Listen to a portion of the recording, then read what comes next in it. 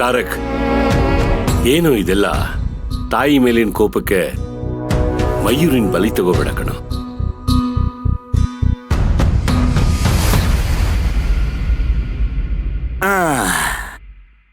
ಸತ್ ಪ್ರಜೆಗಳೇ, any comments? You are a fool Tarak. ಓ, ನಡಿರಿ.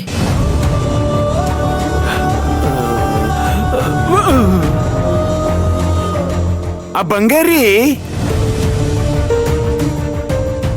ಮುಗ್ದೋಗಿರೋ ವಿಚಾರನ ಅಲ್ಲಿಂದಲ್ಲೇ ಬಿಟ್ಬಿಡೋದನ್ನ ಬಿಟ್ಟು ಏನೋ ಸಾಧಿಸ್ಬಿಡ್ತೀನಿ ಅಂತ ಈಗ ದೊಡ್ಡ ಯಜಮಾನ್ರ ಹೆಸರಿಗೆ ಕಳಂಕ ತಂದ್ಬಿಟ್ರಲ್ಲ. ಇದಕ್ಕೆ ನನ್ಗೆ ಮನೇಲಿ ಇರ್ಬೇಕು ಅಂತಾನೆ ಅನ್ಸಲ್ಲ. ಯಾರೋ ಮಾಡಿದ ತಪ್ಪಿಗೆ ಯಾರೋ ಶಿಕ್ಷೆನ ಅನುಭವಿಸೋದು. ನೀವೇ ಬದ್ಲಾಗಲ್ಲ ಅಂದ್ಮೇಲೆ ಇನ್ನೊಬ್ರನ್ನ ಬದಲಾಯಿಸ್ಬೇಕು ಅಂತ ಹೇಗೆ ಅನ್ಕೋತೀರಾ? ಇನ್ನಾದ್ರೂ ನನ್ನ ಜೀವನದಲ್ಲಿ ಆಟ ಆಡೋದನ್ನ ನಿಲ್ಸಿ.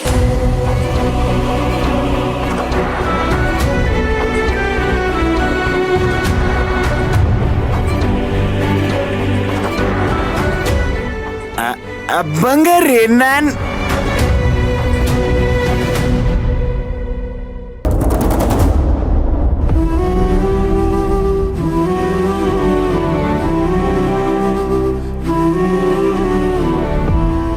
ಅವ್ರ ತಾಯಿ ಒಂದ್ ಹೆಣ್ಣನ್ ಕರ್ಸಿದ್ರು ಅಂತ ಇವರು ದೊಡ್ಡ ಯಜಮಾನ್ರಿಗೆ ಒಂದ್ ಹೆಂಡತಿ ಅಂತಾನೆ ಕರ್ಸ್ಬಿಟ್ರು.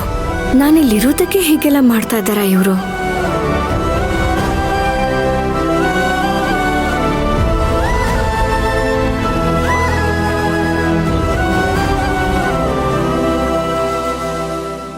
ಪ್ರತಿಯೊಂದು ವಿಷಯಕ್ಕೂ ನನ್ನ ಮುಂದೆ ಇಟ್ಕೊಂಡು ಅವ್ರ ತಾಯಿನ ರೇಗಿಸ್ತಿದ್ದಾರೆ.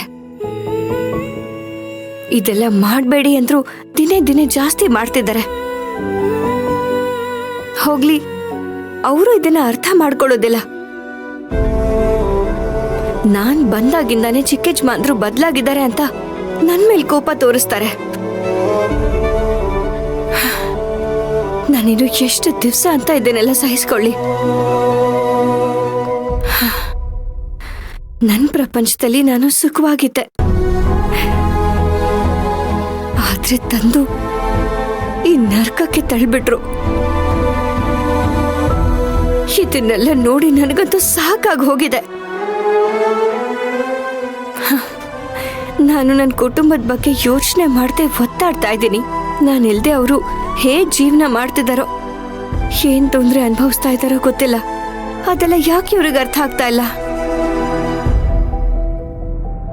ನಾನು ಇವ್ರನ್ನ ಮದ್ವೆ ಆಗಿ ಬಂದು ತಪ್ಪು ಮಾಡಿದೆ ಅಂತ ಅನ್ನಿಸ್ತಿದೆ. ಈ ಮದ್ವೆಗೆ ಬರ್ದೇ ಹೋಗಿದ್ದಿದ್ರೆ ನನಗೆ ಕಷ್ಟನೇ ಬರ್ತಿರ್ಲಿಲ್ಲ. ಹೇಗೋ ನೆಮ್ಮದಿಯಾಗಿರ್ತಿದ್ದೆ. ಇಲ್ಲಿಂದ ಹೋಗೋಣ ಅಂದ್ರೂ ಆಗ್ತಿಲ್ಲ. ನಾನ್ ಮನೆ ಬಿಟ್ಟು ಹೋಗ್ತೀನಿ ಅಂದ್ರೂ ಆ ದೊಡ್ಡ ಯಜಮಾನ್ರು ಇದಕ್ಕೆ ಒಪ್ಕೋತಾ ಇಲ್ಲ. ಏನೇನೋ ಕತೆ ಹೇಳಿ ಕಣ್ಣೀರ್ ಹಾಕೊಂಡು ನಿಂತ್ಕೋತಾರೆ. ನಾನವ್ರ ಕಣ್ಣೀರಿಗೆ ಕರಗಿ ಕರಗಿ ನಾನ್ ಕಣ್ಣೀರ್ ಹಾಕೋ ಹಾಗಾಗಿದೆ. ಮದ್ವೆ ದಿವ್ಸನೇ ಹೊರಟು ನಿಂತಿದ್ದವಳನ್ನ ತಡೆದು ಬೇರೆ ನಿಲ್ಸ್ಬಿಟ್ರು. ಈಗ ಅವನನ್ನ ಮನುಷ್ಯನಾಗಿ ಬದಲಾಯಿಸೋಕೆ ನಿನ್ನಿಂದ ಮಾತ್ರ ಸಾಧ್ಯ ಅಮ್ಮ. ಅದೊಂದು ನಡ್ಸ್ಕೊಟ್ಬಿಡು.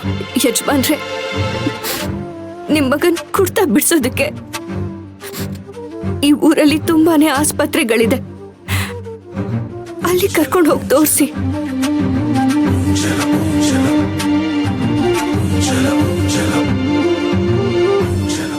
ಅಂದ್ರೆ ನನಗೆ ಇಲ್ಲಿಂದ ಬಿಡುಗಡೆ ಸಿಗ್ಬೇಕು ಅಂದ್ರೆ ಚಿಕ್ಕ ಯಜಮಾನ್ರು ಕುಡಿಯೋದನ್ನ ಬಿಡ್ಬೇಕು.